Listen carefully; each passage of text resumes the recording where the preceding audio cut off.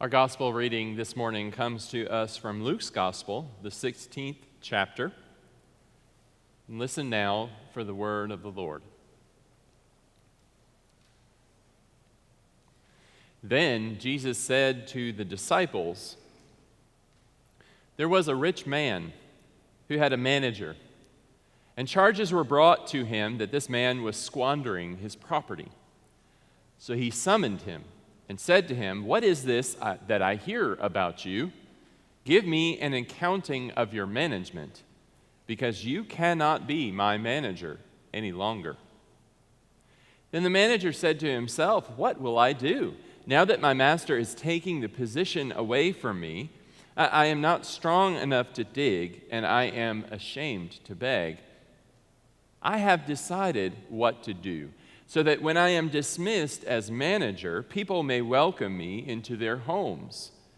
So summoning his master's debtors, one by one, he asked the first, 'How much do you owe my master?'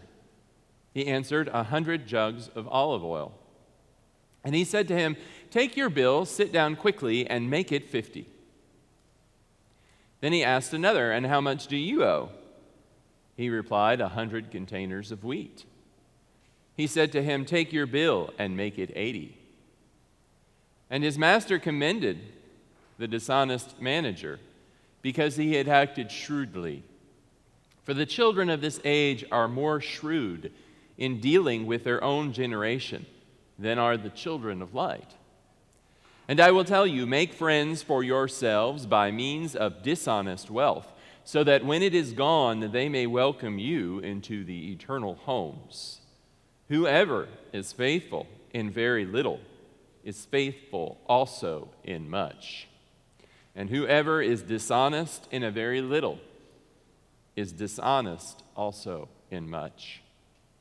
If then you who have not been faithful with the dishonest wealth, who will entrust to you the true riches? And if you have not been faithful with what belongs to another, who will give you what is your own?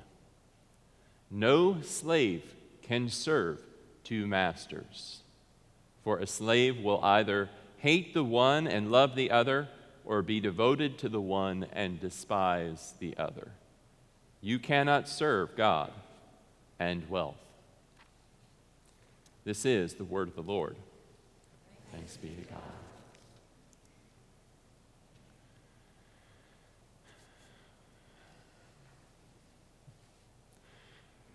So a few years ago, when I was serving a different church, we had our air conditioner stolen. Man came in the middle of the night.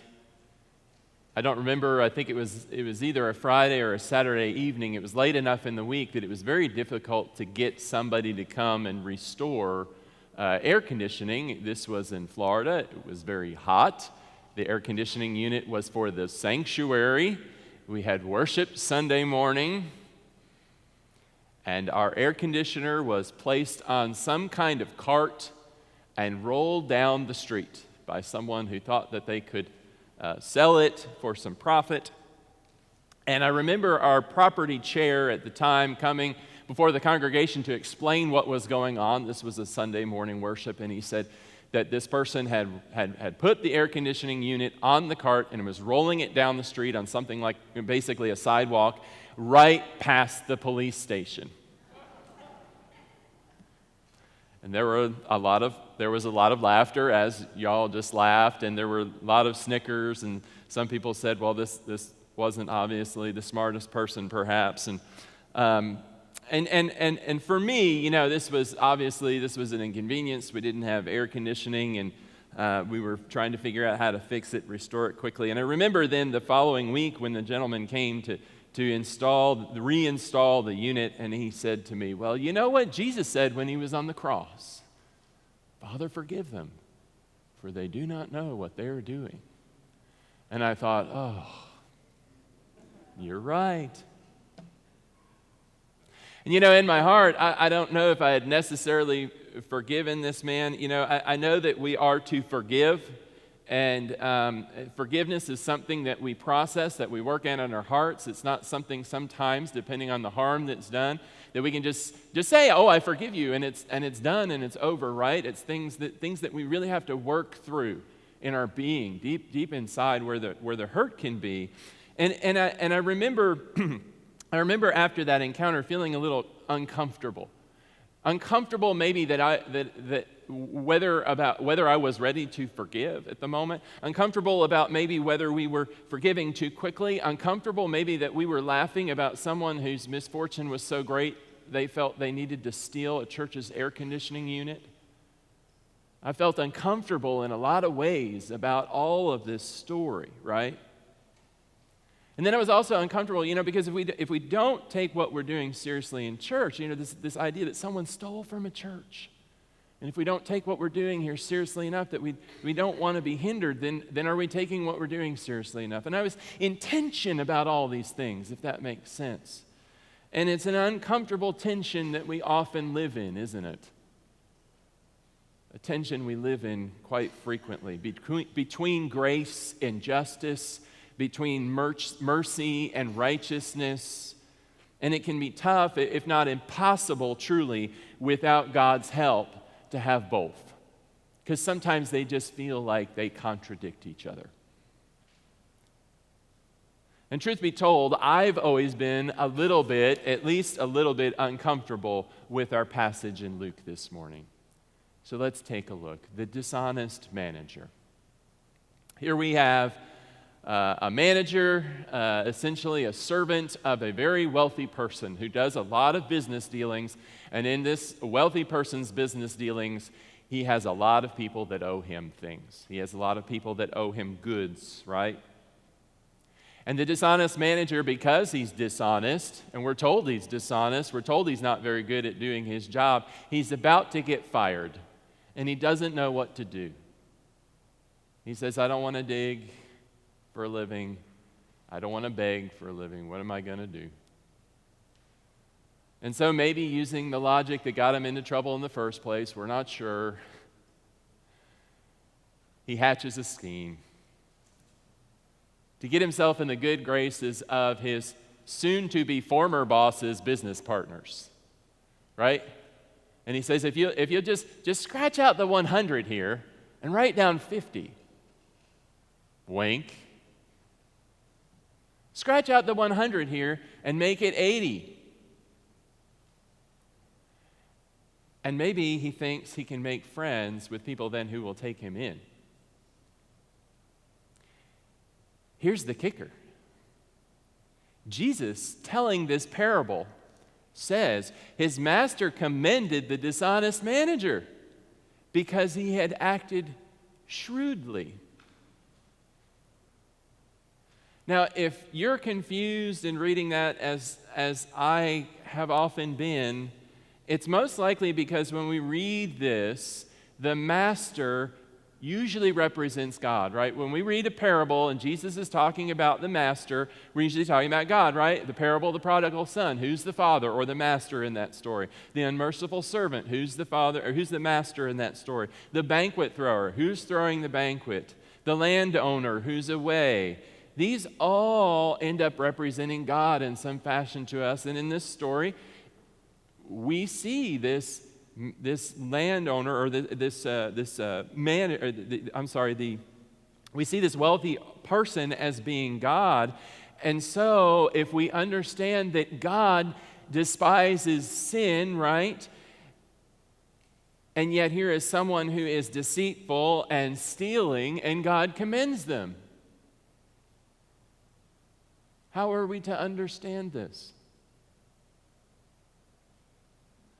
We've always clung to the notion, and we think it's a scriptural one, right? That anything that we have should be earned honestly by our own blood, sweat, and tears, that we should work for the things that we want to have. We should deserve it if we're going to have it. We should have the rights to it, right? But maybe that's missing the point in our parable today. One father tells the story of teaching his children about money, and he says, we had the envelopes that the kids put the money in, and they would put put money in one envelope that said give, and another put another envelope that said save, and another envelope said spend. And he says he thought that all these lessons were working until one day he had a Band-Aid on his arm, and his daughter was concerned and asked him, why he had the Band-Aid, and he said that he'd had a medical exam, and that was so that he could get life insurance, because if then something happened to him, the life insurance would provide a certain amount of money. In this case, it was $250,000, and he says that, and he says her eyes got really wide, and he said, my daughter is tender-hearted. I was worried about her, and I said, I was worried she would be worried, this father says. But she looks up at the father and says, a piece? And the father tells us, I'm not sure the right lesson is getting communicated. So how can we get the right lesson here? When we read this story about the dishonest manager, how do we get the right lesson? It seems confusing. We're getting mixed messages. And perhaps the context really matters here. It usually does. If you happened to have read along with me via your pew Bible, you may have noticed the story right before this one is the parable of the prodigal son. And we know the prodigal son story, right? Most of us, anywhere near the church, we've probably heard the story at some point, multiple times. The son who asks for his inheritance early and goes and wastes it. And then he says, what am I going to do? I wish I could just eat what I'm, feeding these pigs, because he's a servant feeding pigs at that point. So he goes back to his father, and his father has mercy on him. And then the older brother doesn't like it, and the father has mercy on the older brother too. And it's all about grace, isn't it? The amazing, abundant grace of God. And I wonder, too, if our story about the dishonest manager isn't also about the amazing and abundant grace of God. I mean, think about it. Could this be a story about grace? We have a servant who cannot live up to his master's expectations. Can we relate with that? We have a servant who knows he cannot be justified. He's guilty of the improprieties that have been charged of. Jesus even calls it dishonest wealth. We have a servant who's not honest, but at least in this moment is brutally honest with himself and says, there's no way that I can beg or justify what I have done.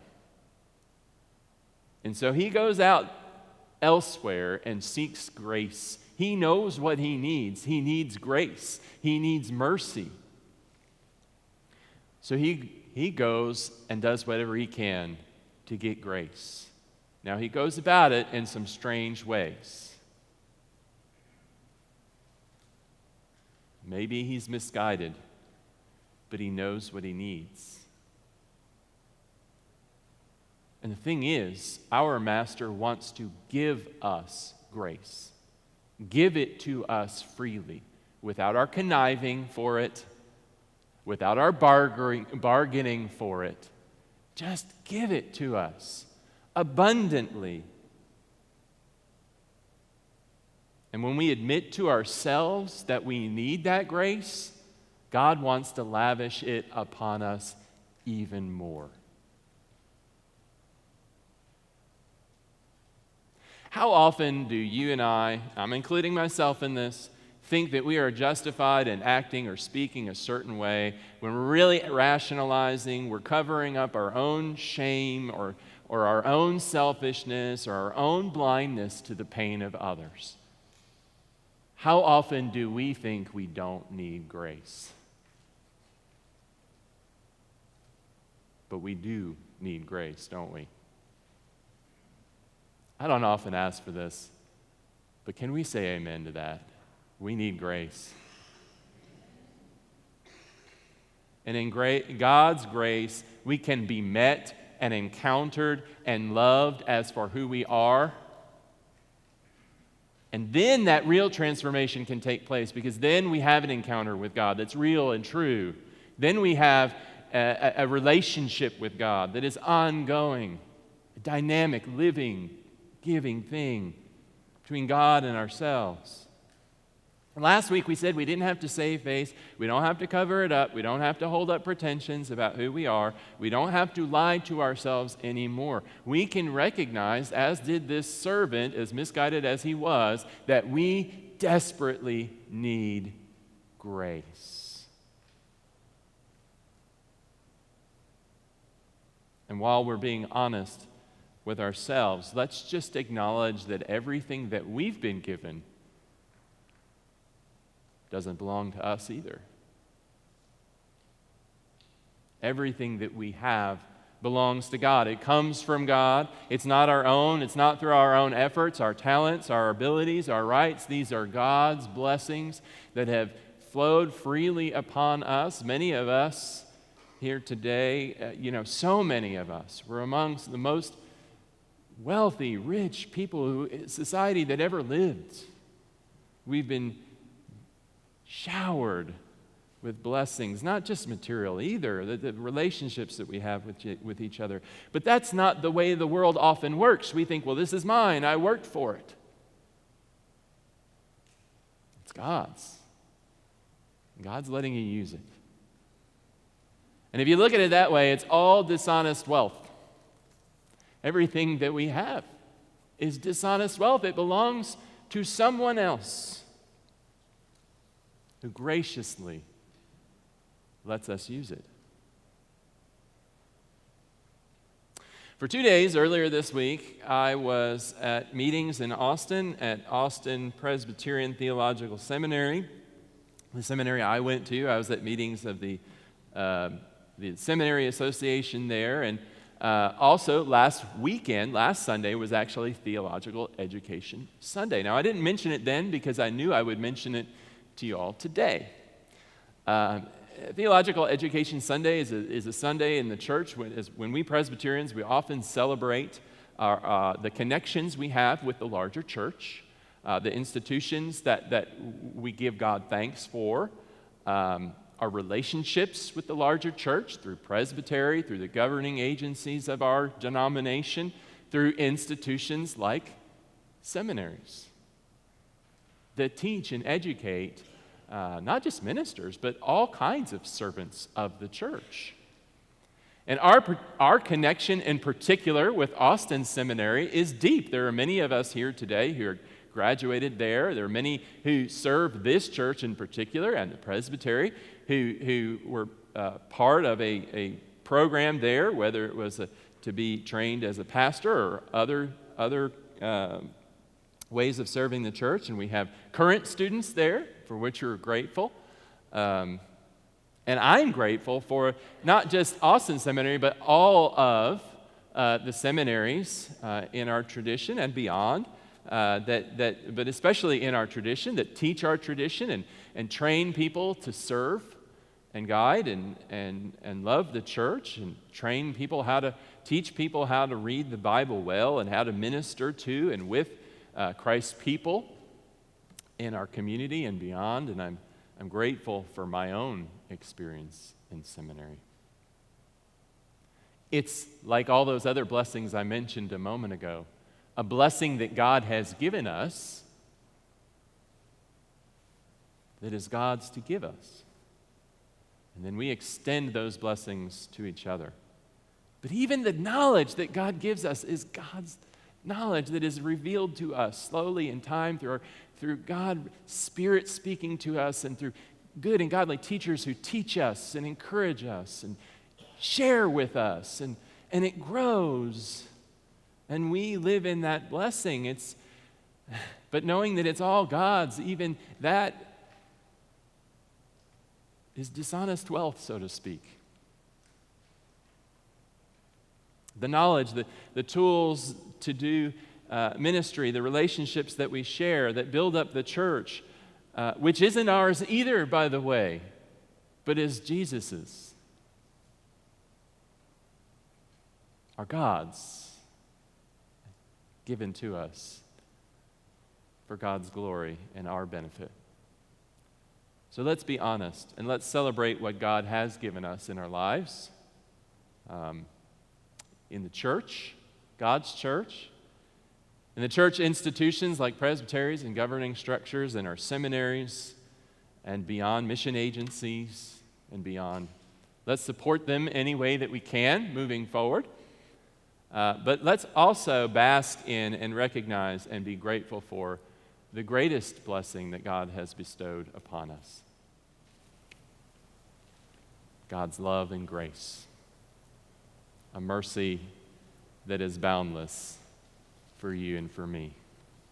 Best enjoyed when we recognize how much we deeply, deeply need them. Amen.